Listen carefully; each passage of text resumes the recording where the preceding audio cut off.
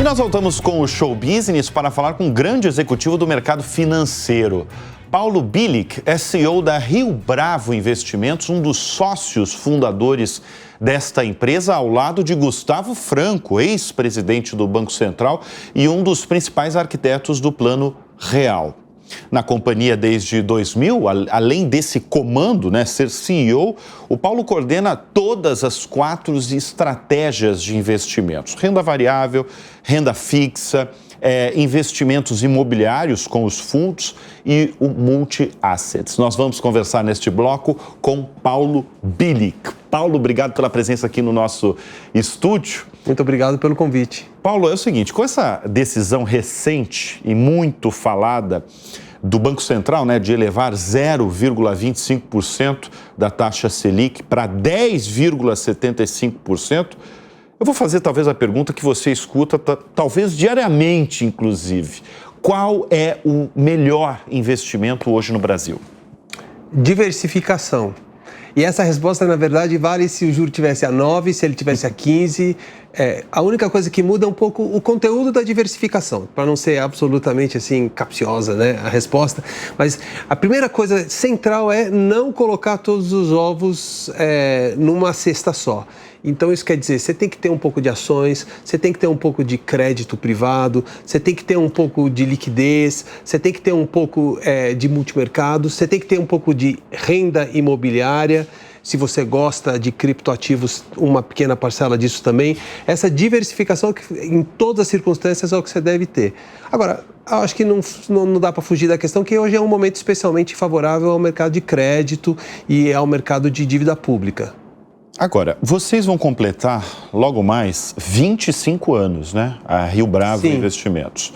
Só que você tem uma trajetória mais longeva do que a empresa, porque Sim. você começou no setor financeiro em 1992, ou seja, tem experiência pra caramba no setor. Qual que foi a maior revolução do setor no Brasil? Eu acho que o mercado financeiro, quando eu comecei em 92... E eu comecei no Banco Pactual e a gente, naquela época, acho que nós éramos umas 100 pessoas entre o escritório do Rio de Janeiro, que era vastamente maior, e o pequeno escritório de São Paulo. Foi mudando, eu acho que a preocupação central com algum tipo de cliente. E eu diria que nos anos 90... o grande movimento das organizações financeiras mais de vanguarda, porque aí o banco comercial naquela época era uma coisa muito diferente do que era um Pactual. Depois as coisas foram caminhando todos para mais ou menos o mesmo caminho. Mas um Pactual, um Garantia naquela época, era muito fortemente movido a atrair capital estrangeiro para o Brasil. E esse capital veio participar das privatizações do governo Fernando Henrique, esse capital investiu em fundos de ações, naquela época se chamava Anexo 4, era um jeito do dinheiro entrar no Brasil, e os bancos se destacavam pela capacidade de falar com o investidor internacional, na Europa, nos Estados Unidos principalmente, muito menos na Ásia, não se falava tanto em Ásia naquele momento, e esse era, digamos assim, a grande preocupação. Eu sou um agente do Brasil no mercado internacional. No decorrer do tempo, dos anos 90, foi surgindo, até pelo seu amadurecimento e pela sua regulamentação, o fundo de pensão como um agente muito importante. E no final dos anos 90 para os anos 2000, o fundo de pensão estava no centro das atenções. E depois eu diria o seguinte, os últimos 15 anos, foi movido à pessoa física. O indivíduo, através de instituições de distribuição mais varejista, acabou virando o protagonista central do mundo de investimentos. Esse é o ponto que eu queria entrar. Porque a gente recebeu há poucas edições aqui no Show Business o Gilson Finkelstein, Sim. CEO da B3 da Bolsa Brasileira. E eu fiz exatamente essa pergunta: o que mudou no perfil do investidor brasileiro nos últimos tempos? Porque ele também tem uma trajetória um pouco similar à sua no quesito de ano de começo. Também foi na década de 90 ali. Sim. E especificamente no perfil do investidor brasileiro, o que você percebe assim de mudança radical? Isso é uma mudança muito recente das pessoas investirem mais? Porque eu acredito que no passado, década de 90, início do 2000, era investir, sobretudo investir em ações de bolsa brasileira, era uma coisa para ultra ricos. Teve uma época nos anos 80, assim, que a ideia era de que a Bolsa era dominada por certas personagens, tinha a ideia do Roberto Marinho, do Nagy Narras, do Pedro Conde, enfim, alguns atores desse tipo. Aí vieram os agentes tipo Pactual Garantia, que institucionalizaram a relação, passou a não ser uma coisa dinheiro de um indivíduo, mas dinheiro de grandes investidores internacionais, principalmente, e também de fundos de pensão. E como a gente estava discutindo, a partir de 2010, assim, veio esse protagonismo muito intenso da pessoa física, que foi organizado para começar a entrar em mercados, principalmente através de instituições. Eu acho que a XP é inegavelmente a grande vanguarda disso, é o grande... Mas antes disso, até teve... A gente se esquece, mas o Verde, a gestora Verde, que nasceu dentro da Hedging Grifo, a Grifo foi precursora dessa ideia de ir a mercado para pessoas físicas, capturar esse dinheiro em fundos e administrar ele de uma forma organizada. Principalmente em mercados um pouco mais sofisticados. E agora, a XP é incomparavelmente assim, o grande exemplo disso, e a XP passou a oferecer, junto com outros que surgiram depois, né, Modal, enfim, tem um grande número de atores, mais recentemente o BTG entrou nesse mercado também, Genial, enfim. Temos o Safra agora, está crescendo nisso também, mas a pessoa física passou a receber uma oferta de um cardápio de opções muito mais sofisticado do que antigamente ele tinha. Apesar de que é muito importante dizer que a pessoa física no Brasil ainda é muito simples na sua alocação. E a poupança tem um papel ainda muito... Está no trilhão ainda, né? Sim. Está no valor de 1 trilhão ali. Sim. Agora, o grande pergunta com relação ao perfil do investidor brasileiro é isso, justamente. Quanto da poupança migrará para outros tipos de ativos e quais outros tipos de ativos serão os que vão vingar mais? Ainda é o desafio do mercado todo. Sim. O que a gente precisa fazer para melhorar o nosso ambiente de investimentos? E é melhorar esse ambiente aí de pessoas tirando o seu dinheiro da poupança. Quando eu falo 1 trilhão de reais, é porque tem 1 trilhão de reais ali alocado na poupança. O que precisa fazer para melhorar? Para melhorar a Bolsa brasileira, para melhorar o mercado de investimentos no Brasil? A primeira questão é um pouco do que a gente já conhece aqui no dia a dia, mas é... Baixar os juros? Ter um ambiente de políticas públicas que permita que os juros esteja abaixo de 10% ao ano. Vamos deixar bem simples. Quando o juro está acima de 10% ao ano, nós estamos num ambiente em que você começa a duvidar muito da utilidade de fazer qualquer outra coisa que não seja simplesmente aplicar em renda fixa.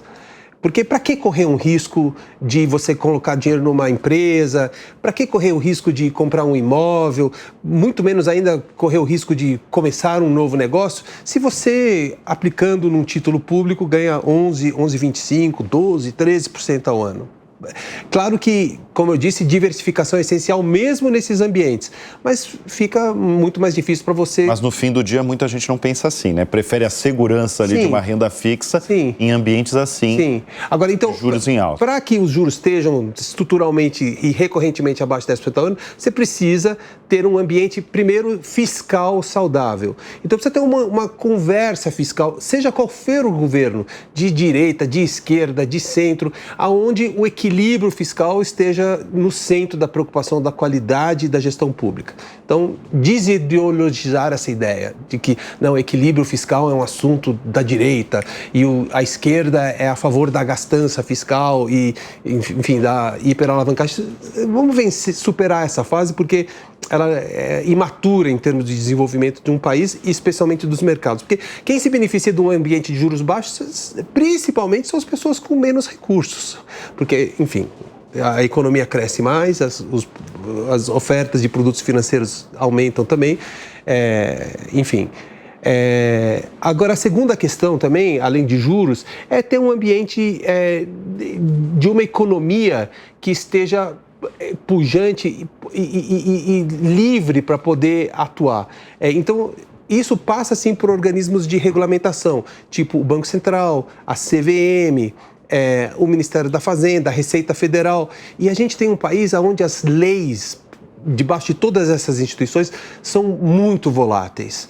Há muita mudança, especialmente no que diz respeito à Receita Federal, tributos. Então, a gente precisa ter um país um pouco mais estável em termos de previsibilidade. Mas você está falando de segurança jurídica? Sim, sem dúvida também. Segurança jurídica, Sim. que é um dos pontos que a gente mais escuta. Sim. Eu, particularmente aqui dentro do show business ou em eventos, essa é uma das maiores preocupações dos empresários, né? A segurança jurídica é maior do que a segurança do tema fiscal especificamente, que é o que eu estava falando da Receita Federal. A segurança jurídica diz respeito aí aos tribunais em geral no Brasil e, de fato, a gente viveu e vem vivendo nesses últimos tempos um ambiente de muita volatilidade nas decisões jurídicas, muita imprevisibilidade. Também eu sinto assim uma certa despreocupação, por exemplo, com o efeito de certas decisões na nossa atratividade para investidores internacionais também. E isso é muito importante, que o Brasil seja visto como uma jurisdição, ou seja, um local para você investir, que seja respeitoso das leis e que seja previsível. A gente está falando de Banco Central, de juros, né? Qual que é a sua avaliação do nosso Banco Central, do Banco Central do Brasil? Eu acho que o Banco Central do Brasil é um exemplo de boa gestão, independentemente de quem está ali, porque toda a formação de carreira do Banco Central é uma coisa muito bem estabelecida. Eu diria que o Banco Central, como o Ministério das Relações Exteriores, o Ministério da Fazenda, existem várias instituições permanentes do governo federal que são exemplos de permanência, de solidez intergovernamental. O Banco Central também, além do mais, acho que amadureceu muito com esse processo de mandatos que são intercalados com os mandatos presidenciais. Isso é uma novidade que começou nessa última transferência e nós estamos vivendo agora com o Banco Central liderado por um presidente que não foi indicado pelo presidente. Então, eu queria falar especificamente de Roberto Campos Neto. Sim. A gestão dele foi boa na sua avaliação? Sim. Foi boa? Acredito que sim, sem dúvida. E o que você acha da próxima gestão de Gabriel Galípolo? Qual que é a expectativa sua e do setor também? Eu acho que o setor tem uma boa vontade com qualquer pessoa que surja de um processo aberto, democrático, mas, enfim, bem debatido e alguém que também venha de dentro da estrutura do próprio Banco Central, que seria o caso do Galípolo hoje.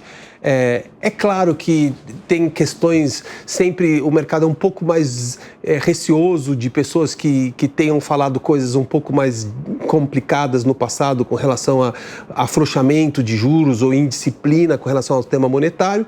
Eu acho que o Galípolo vai ter que se provar para um mercado um pouco mais cético, talvez. É que o Banco Central também virou uma questão um tanto política, né? Sim. E isso, eu acho que é isso que você está falando sobre essas influências também, né? Acho que o receio é que, vamos ser abertos, que o Galípolo seja porta-voz de uma opinião direta do presidente da República, do Lula, dentro do Banco Central. Isso seria muito ruim, eu acho que o Galípolo vai ter que mostrar e está dando todas as indicações de que está tentando fazer isso, de que ele pensa com a cabeça dele e que ele vai tomar decisões técnicas, porque o Banco Central é um órgão técnico, e que vai se amparar na qualidade da equipe do Banco Central, porque também a decisão do Copom é fortemente fundamentada em dados fundamentalistas que são providas pela equipe do Banco Central.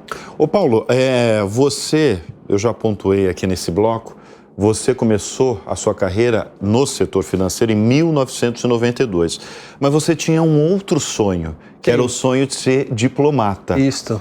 Por que você abandonou esse sonho de ser diplomata e como é que você foi parar nessa cadeira, especialmente no setor financeiro? Porque eu, como vários outros personagens do mercado financeiro hoje, conheci uma personagem antológica, carismática, aberta, propositiva, que é o Luiz César Fernandes, que foi o fundador do Banco Pactual. Eu estava indo trabalhar nas Nações Unidas e aí meu caminho cruzou o caminho do Luiz César Fernandes, fui conhecer ele em Nova York e ele me contou a história desse banco que ele estava fundando, que como tudo que ele fez tinha uma energia extremamente positiva. Era uma época que o Brasil era um país muito fechado e as pessoas que iam trabalhar nesse banco eram o André Jakurski, que tinha feito um mestrado em Harvard, o Paulo Guedes, que tinha feito doutorado em Chicago, e outros, todos da equipe que eram pessoas de grande formação internacional e muito jovem, propositivo, com energia e gente que está hoje no mercado até hoje. Então, agora, Tudo isso, devo dizer, tendo nascido como uma costela do Adão, que foi o Banco Garantia. Então, o Luiz César Fernandes era parte desse mesmo processo debaixo do Jorge Paulo Lemann. E eu acho que cada um de nós deu frutos nas suas respectivas árvores. Na Rio Bravo, por exemplo, que eu fundei em 2000 junto com o Gustavo Franco, também já tivemos várias outras pessoas que nasceram e com suas próprias organizações advindas da prosperidade da própria Rio Bravo. Acho que essa é a virtude de sistemas abertos que crescem, né? Você gosta de ser CEO? Eu nunca pensei que eu fosse ser CEO de uma empresa desse tipo, assim. Por quê? Qual a imagem que você tinha de um CEO? Eu achava que era um pouco administrativo demais.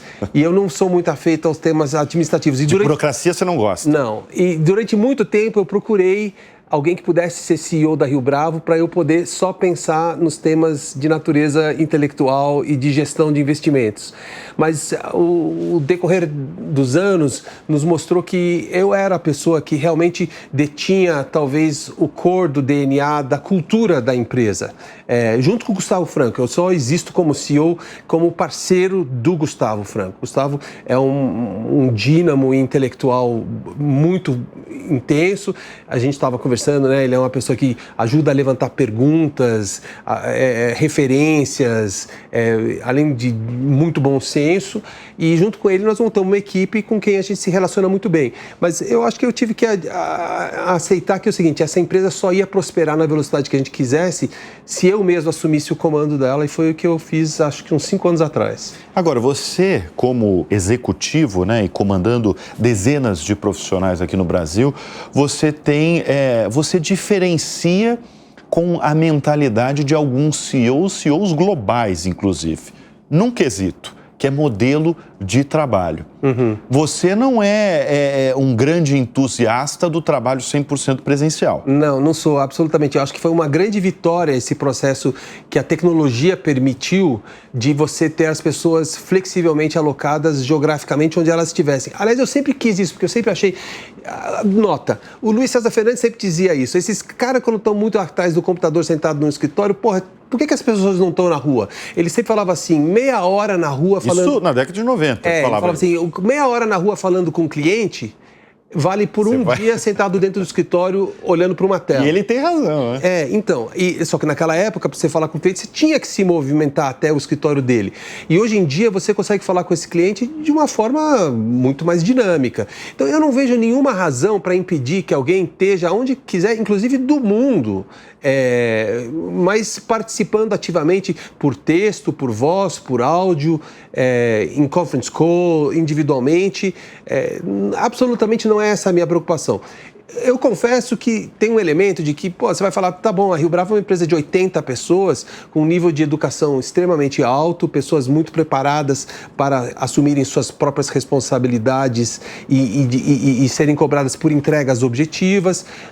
É verdade, e a natureza do trabalho, que é muito analítico, e toda a execução, inclusive, de ordens de compras e vendas, é muito facilmente executável via remoto. Tudo isso também é verdade. Eu não acho que todo negócio precise ser tão assim favorável a um ambiente remoto. Mas eu devo dizer assim, intuitivamente, eu estranho quando o Elon Musk ou quando o pessoal da Amazon fala, todo mundo tem que voltar para o escritório. Exato. Teve aquele memorando do Andy Jassy, CEO global da Amazon, há poucas semanas, dizendo que a partir de janeiro, todo mundo... E a gente está falando de uma empresa de mais de 1 milhão de profissionais no mundo. Sim. Que no escritório deve ter 350 mil pessoas, trabalhadores, mas todo mundo vai ter que voltar. Então, eu não entendo, porque eu acho que a nossa empresa se movimenta a atrair talentos de alta qualidade intelectual e fazer com que eles produzam resultados de ideias e de criação superlativos. Quanto mais confortáveis essas pessoas estiverem com onde elas estão, com quem elas estão falando, quanto mais desafiadas elas estiverem, melhor. Eu não vejo nenhuma virtude de obrigar todo mundo a pegar um trânsito desnecessário para se encontrar comigo lá na Avenida Chedi de Jafé, do lado do Shopping JK, todos os dias da semana. Não faz sentido isso. Mas tem um modelo de trabalho ideal? Talvez o híbrido? Não, no nosso caso é um híbrido, porque as equipes acabam tendo algumas datas que elas se encontram. Eu deixo isso muito por conta do líder de cada equipe. Nós temos um líder de crédito, nós temos uma líder de investimentos imobiliários, temos líder de soluções multi-estratégia, de serviços fiduciários. Cada um deles tem uma disciplina diferente. Por exemplo, a turma de serviços fiduciários está bem mais no escritório do que o resto da turma. Inclusive, a turma do back-office está bem mais no escritório do que o resto da turma. Back-office sendo contador, financeiro, jurídico, enfim, tem naturezas um pouco diferentes. O Gustavo Franco, que é o embaixador da nossa marca, eu quero mais é que ele se sinta extremamente livre para estar nos lugares que realmente importam para nós e para ele. Sim. Vamos voltar a falar de Bolsa de Valores no Brasil. Tá se falando muito aí de uma concorrente para a B3. Inclusive, para o presidente da B3, eu fiz a pergunta, né? Como é que ele está se preparando? Você que é do setor, você acredita que teremos uma Bolsa brasileira à altura de uma B3? Teremos mais bolsas no país? Então, só para te falar aqui, quando a gente começou a Rio Bravo em 2000, havia uma conversa de que ia acabar a Bolsa no Brasil, porque todo mundo ia migrar para a Bolsa de Nova York. E era um ambiente não muito favorável à renda variável, talvez o ambiente era, alguma coisa vai acontecer em crédito, ninguém sabia exatamente, a gente apostou desde o começo fortemente no mercado de CRIs, né, de certificados de recebíveis imobiliários, mas isso não era tão claro, também havia a ideia de CRA, mas para você ter uma ideia, realmente se falava isso, vai acabar a Bolsa no Brasil. Tá? E nunca ninguém imaginou que aconteceria um boom de IPOs que veio depois, e depois que aconteceria o que aconteceu, que foi a B3 e a BMF se juntarem, virarem essa instituição de dimensão superlativa que ela é hoje. E ela foi muito competitiva também, enfim, na oferta de produtos para o mercado. Eu acho que seria ótimo se houvesse concorrência, francamente. Acho que empurraria a Bolsa para novas fronteiras e mercados mais avançados têm 2, 3 ofertas diferentes, uma mais tecnológica, outra menos. Eu torço para que isso aconteça. Mas também não é um assunto que eu diria que hoje está impeditivo do avanço dos mercados no Brasil. Não é esse o tema. Qual que é a sua expectativa aí? Essa é uma pergunta que todo mundo deve fazer para o setor financeiro, né? Sua expectativa, porque é uma pergunta que vale muito dinheiro. Sim. Sua expectativa para os próximos meses e para esse fechamento de 2024, se quiser pode falar de 2025 também, no setor de investimentos. Seja renda variável, né? Especificamente ação, renda fixa, eu diria o seguinte, não é nossa especialidade muito falar do curtíssimo prazo. Aliás, eu sei que o mercado financeiro odeia falar de curto prazo, gosta de falar lá do... Mas nós ainda somos mais... A gente tem a nossa frase central, assim, o longo prazo começa hoje. Então, hoje começa a pensar no longo prazo. Mas eu diria o seguinte, não quero fugir da tua pergunta. A questão-chave que ninguém entendeu até agora é exatamente porque, dado que os juros no Brasil está mais alto do que o juro internacional, por que não houve um influxo de capital relevante que fizesse com que houvesse uma valorização do real versus o dólar? Essa é uma pergunta realmente paradoxal, porque não era o que se imaginaria que deveria acontecer. Inclusive, versus outras moedas em mercados emergentes, o Brasil subperforma.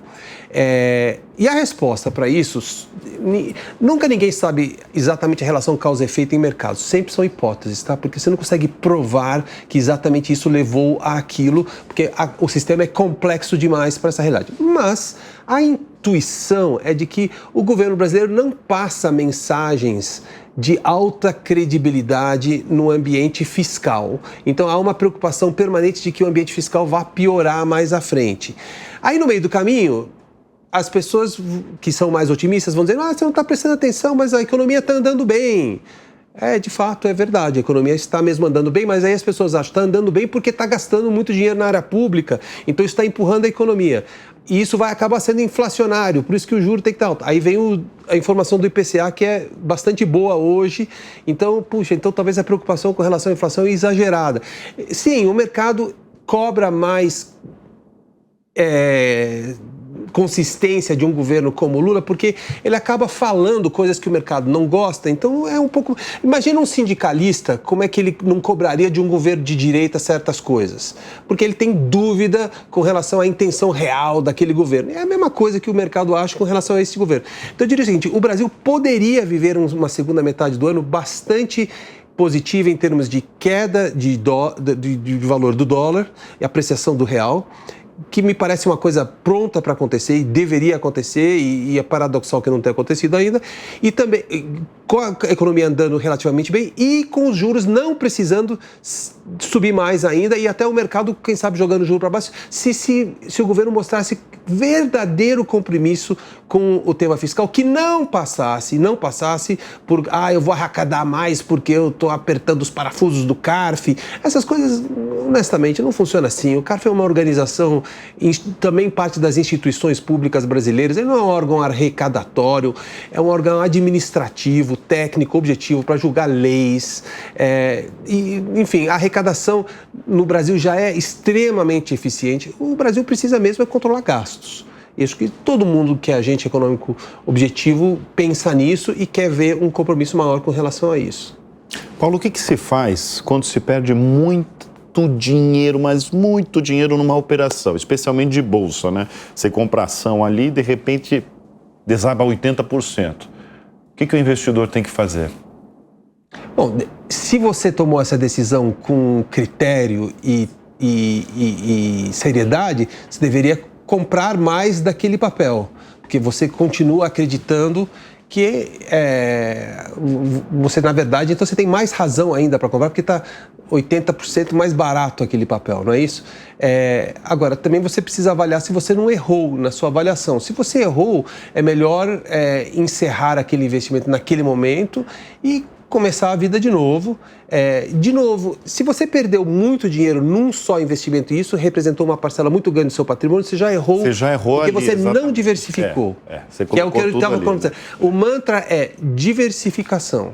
Muito bem, nós conversamos neste bloco com Paulo Billig, o CEO da Rio Bravo Investimentos. Obrigado pela presença aqui no programa. Foi um prazer. Muito obrigado.